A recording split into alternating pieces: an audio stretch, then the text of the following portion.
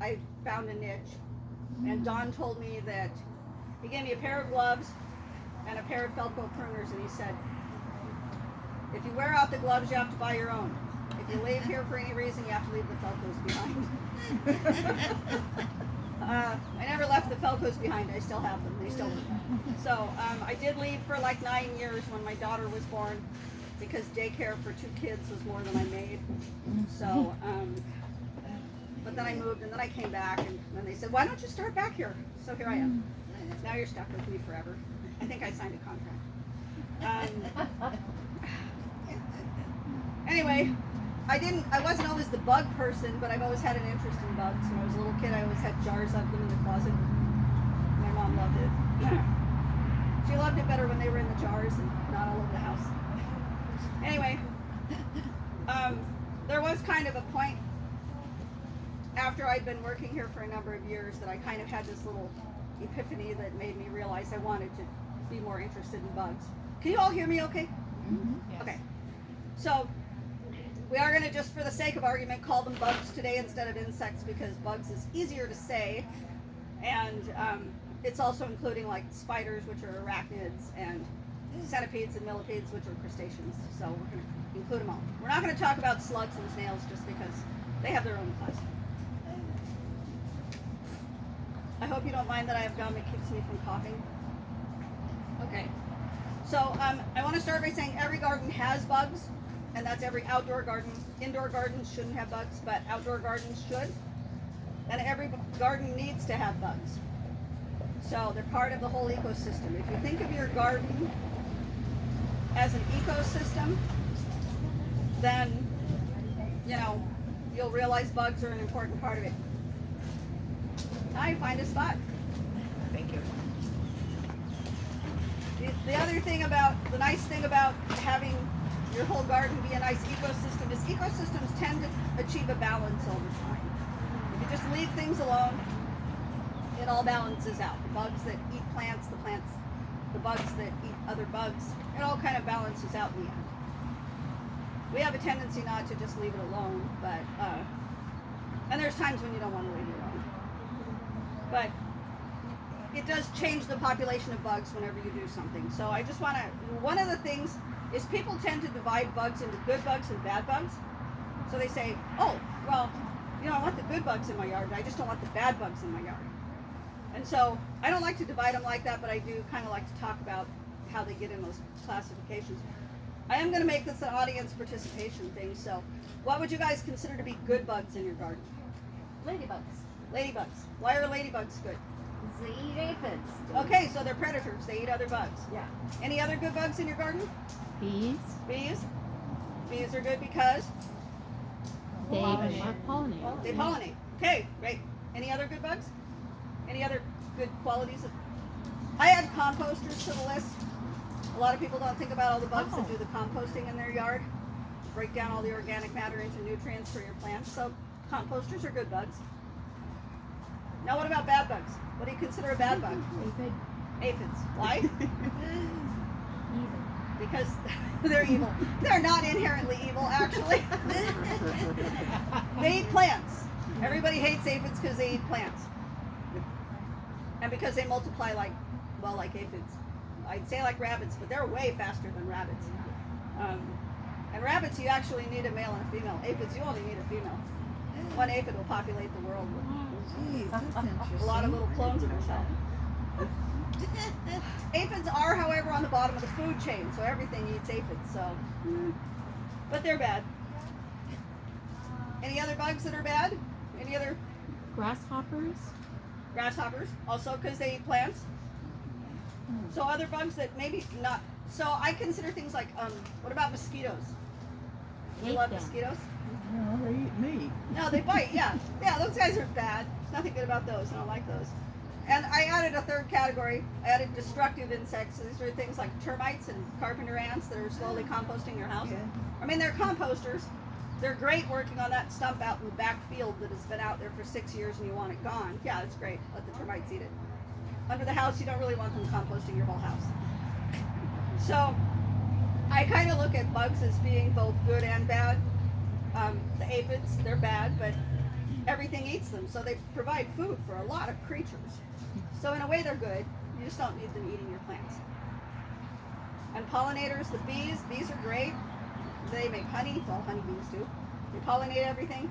But if you ever stepped on one barefoot and you're allergic, you might not think they're great. Been there, done that. Yeah. They have their issues. If you've ever, speaking of good bugs gone bad, if you ever have been bitten by a ladybug, it's very painful. It doesn't last, but it feels like a bee sting while it's happening. It's very painful. So I kind of look at there being gray areas. Butterflies, everybody thinks of butterflies as being good. They're pretty, you love watching them in the garden, they pollinate your plants, but while they're young, they're caterpillars and they eat everything they can get close to. So you kind of have to take the good with that. You have to keep in mind that bugs need 3 things in order to live. Did you have a question? Oh, okay, I'm sorry. They need a food source, which usually our gardens provide plenty of food sources. They need shelter, they need a place to hide from their predators. And they need a place to raise their offspring. And this is really particularly important when we're talking about the good bugs, when we're talking about things like ladybugs, things that eat other bugs. That place to have their offspring is really important because if there's not enough of a food supply there, they won't lay their eggs there. So people will see 2 or 3 aphids on their roses and they'll go buy a bag of ladybugs and they'll dump it all over the roses. And those ladybugs will clear off those roses, but then they'll go away. And then the aphids come back because there's no predators anymore. Well, unless there's a food supply, unless they can have a place where they can lay their eggs and their offspring can have a chance to grow, they're gonna just leave.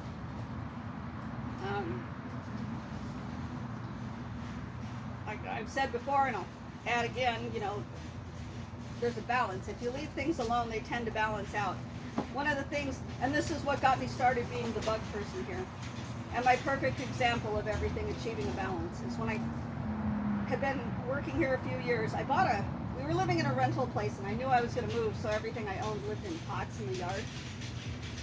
And I bought a currant bush, a red currant. And I was out one morning watering all my plants and I noticed the leaves on the currant were starting to kind of curl down. And I thought, well, maybe I didn't water it yesterday, so I went ahead and made sure I watered it really good. Went on about my way, and the next day when I came out to water, I noticed the leaves were still curled. And I thought, well, okay, I know I watered it, so I started looking at the leaves, and the back of the leaves were completely covered in aphids. Currants will curl their leaves down when they get aphids on them. So I thought, okay, I better buy some spray and deal with it.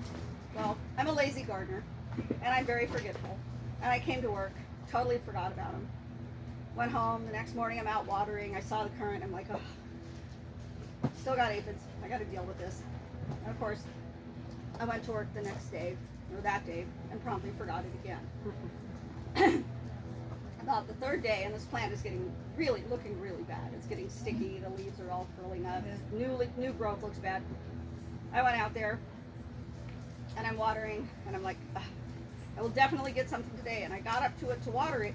It had all these little beetles all over it, and they weren't ladybugs. They were these long, kind of orange beetles with black shells, and I'm like, oh crap, now it's got something else. And so I'm like, trying to shake these bugs off of it and something, and they keep flying back on. I'm like, okay, I'm definitely going to pick something up today because now it's got something else eating it. And of course I forgot again, because Because you're human. mine like a steel sieve. Yeah. So, but the next day was my day off. So when I went out in the morning, I'm like, okay, I'm gonna go to the nursery. I'm gonna pick up some spray. I'm just gonna go grab one of those bugs and put him in a jar so I can find out for sure what it is. So I went out there with my little container and I searched all over the plant and I couldn't find a single one of those bugs. Just everywhere, like flipping over the leaves and looking, I couldn't find a single bug. Then I realized I couldn't find a single bug at all. I couldn't find an aphid, there was nothing. The plants were perfectly clean. And I realized, okay, well, maybe these are predatory. So I started looking up beneficial insects, predatory insects, and I found that they're soldier beetles, and they're one of the really good predatory insects. And so they came in, they cleaned out my plant. I never needed to spray it. It still had curly leaves. Yeah, the leaves weren't pretty. They never were pretty the rest of the year, but I didn't have to spray it. So it will achieve, plants will eventually achieve a balance. Usually the prey animals, the insects that get eaten like the aphids, you usually have to have a pretty good population of them before the predators move in, but they will. They'll find them. Now, we tend to upset the balance of things by doing silly little things like pulling out weeds. Weeds are a really good food source for bugs, but I'm not going to tell you to go ahead and leave all your weeds in your yard because nobody wants to do that. I just recently pulled all the weeds out of my yard because my daffodils were blooming and I wanted to see them. I love daffodils. I have them all over the yard, but I couldn't see them through the weeds. Cleaned out the weeds. The daffodils were gorgeous for a day. The next day, because the weeds were gone, the daffodils became the new food source. Nothing looked good for a while. Now the daffodils are all kind of dying out. Well, the flowers are. But, you know, it's because I pulled all the weeds. The other things that we do is we add delicious plants to our yard, right? We'll pull all the weeds out, we'll put in something new and nice that we want to keep. And the bugs will just go, okay, well, they took away the food I was eating, so now I'll just eat this new food. So, other things we do, one other thing that people do that they don't even really think about, because I definitely would encourage doing this, is they'll take like the hornet nest that's developing on your front porch and they'll just get rid of it. Well, yeah, hornets are dangerous. We want to get rid of them, but if you had any idea how beneficial those guys are, and you think that they have to feed that whole colony and they eat bugs, they're going to just, and that's a lot of bugs out of your garden. I wouldn't recommend leaving the hornets on your front porch. I would, however, leave the paper wasps under the eaves. Paper wasps tend to be pretty, they're not aggressive if you're not really close to their nest. We had a rather large nest of them right above our back door. So we walked underneath them every day. And it was late in the summer when my husband one day finally noticed them. And then he panicked and he got rid of all of them. The caterpillars took over my garden. But up until that point, he was living with them until it became a rather large hive. There's a picture in my beneficial insect book that is of a paper wasp nest that was in my shed.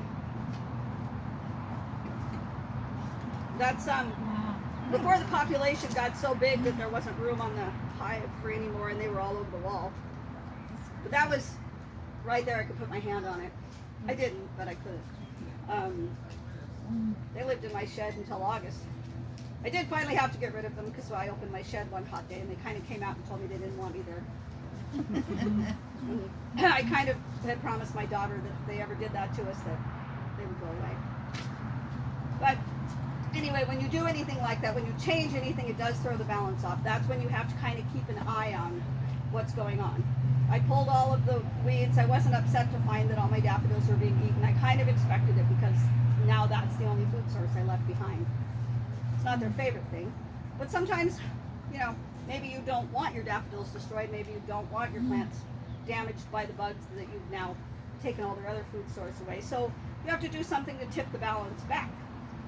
Now, first I do kind of want to clarify, it's not really up to us to kind of keep the balance.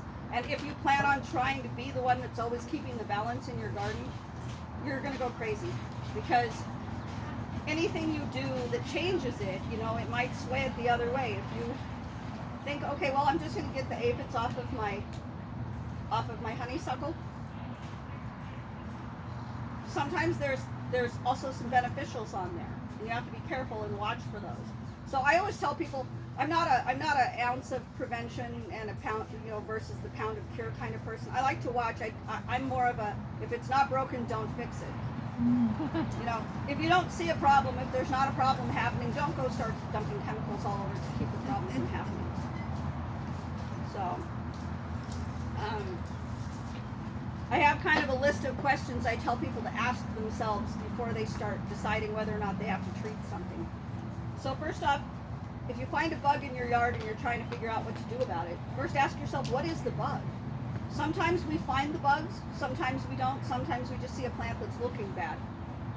And then, like me with the soldier beetles on my plant, I didn't know what they were. If I had gotten some spray, I would have gotten rid of a lot of beneficial bugs out of my yard. So, identification is the key. If you're not sure what it is, bring it out to me in a jar. I love that, and I can look it up. It's my favorite thing when people bring me a bug. Do keep it in a closed jar though, because sometimes, you know, it's not gonna, I don't want them loose in the nursery if it's a bad thing. But you have to decide if it's a plant eater, or if it's a predatory bug. You know, if you don't know what the bug is, I have people a lot of times come in. I had somebody come in. They said they had little gray bugs all over their honeysuckle, and I said, okay, you know, they're probably aphids. That's what honeysuckles get the most. And they said, no, it's not aphids. I know what aphids look like. These aren't those. But I said, are the plants sticky? And they said, oh yeah, the plants are really sticky. Well, usually aphids make everything sticky. And I said, well, bring some out. So they brought them out. They were the larvae of ladybugs. The little gray crawler stage of the ladybug larva. People don't always know what that looks like. And I said, oh, well, these are the good guys. They're cleaning up your aphid problem. And they said, oh, so I shouldn't have already sprayed them. Because they didn't know what they were. They just panicked and sprayed it, and then they thought, oh, maybe I better call. The other thing that people do a lot, and this drives me crazy, is they realize they have aphids, they spray the aphids, and then they come out and buy ladybugs to release on the aphids they just sprayed. Pick one. The other thing is sometimes people come in and they say, I've been spraying for bugs, and they'll bring me a leaf that's full of holes, and it's not a bug that's causing it. It's maybe a fungal problem. There's a disease called shot hole that affects anything in the prunus family. It affects laurels, cherries, mostly autoleucans laurel are the thing I see it on the most. Just zillions of little holes, makes it look like Swiss cheese. Perfect little round holes. It's caused by a fungus. Spraying for an insect, you know, an insecticide is not going to do anything. I got a question about aphids. Yeah. I read a lot about just washing them off. Yeah. Does that do any good? It never has for me. Yeah, so you can use water to wash them off, and we'll get to other ways of control, but usually you need a pretty strong stream of water. Most of them are holding on pretty well. They have little sucker mouth parts that they insert into the plant, and they stay there. They're hard to wash off. I've washed things, they say that with spittle bugs also. And I've washed those off, and they just end up at the base of the plant trying to crawl back up, and I end up stuff all at the base. If you use a strong stream of water, you can break the aphids. It'll damage their little, you know, break their little skinny little legs or damage their bodies, and they can't climb back up. Then it's effective. But sometimes it's your plant though. Exactly. Sometimes that stream of water, if it's strong enough to kill the aphids, you're going to rip your plant out of the ground or flatten it out or something. So I'm not a big fan of the stream of water. So I'm getting a little ahead of myself, but I use my thumb. If there's a little patch of aphids on a leaf, I just rub them off. They're very soft-bodied, they rub right off, and that's why gardeners have green thumbs. A long time ago, that's how you used to identify. Oh, that's why they got the whole thing. Oh, you're a gardener, you have a green thumb. That's where they get those green thumbs. It's from squashing aphids. You can wear gloves. If you want to. Anyway, so now you've identified your bug. So if it's a plant eater, you have to ask yourself, is there any, you know, what do I need to do? Or do I need to do anything? I had a man come in one day with a crane fly in a jar, in a panic. He said, I need something to treat my lawn. I have my neighbor, this was on my garage, my neighbor said it's going to ruin my lawn. I said, okay, well, it's a crane fly. Crane flies eat grass. They eat the roots, the larvae eat the roots of the grass. Okay. I said, so how many of them did you find? And he said, well, just this one. It was on my garage. Okay. I said, how does your lawn look? He said, gorgeous. Perfectly green. It's smooth. It's just, it looks like a golf course. No weeds. It's just great. I said, okay. He said, I want to keep it that way. I said, okay, well, you probably have other insects in your yard that are keeping the crane fly under control. If you only found one. Now, if you have 100 of them coming out of a patch over here that looks dead, then yeah, maybe you need to deal with it, but one on your, he said, well, I don't want him to be a problem. I'm like, well, you caught him, so there you go. He's not going to bother your lawn. I can't see disrupting the balance. We have granules you can put on your lawn to kill crane fly. they will kill everything in your lawn. It will kill all the bugs in your lawn. And there are a lot of really good beetles that live in the ground that eat the larvae of crane fly. And if you have a good collection of them in there, you might not have to worry about them. Crane fly, by the way, don't only just eat lawn, they eat the roots of anything. So they're, the only time that they become a huge problem that I've seen in people's lawns is when that's their only food source. You know, they'll eat the roots on your perennials, and they spread out enough that it's kind of like woolly bear caterpillars. You never see the damage done by them if they have enough room to spread out and have a variety in their diet. But if they all have to just concentrate in one area and just eat everything, then yeah, you might have a problem. I did want to mention one other fun fact about crane flies, just for fun. A lot of people look at them, and because they look like a giant mosquito, they call them mosquito eaters. I don't know where that started. Everybody's like, no, as an adult they're good because they eat mosquitoes. As an adult, they eat nothing. They don't have a mouth. Yeah? Do they look like giant mosquitoes? Yeah. Oh, I always call them mosquito hawks. Yeah. A lot of people call them mosquito hawks or mosquito eaters because they think they eat mosquitoes. Oh. They don't. They don't eat anything Good as to an know. adult. As a larva, they eat the roots, but as an adult, they eat nothing. They live for a couple of weeks, they breed, and then they die. Uh-oh. I touched the button. Now I have to see if I, pardon me, if I turned this off.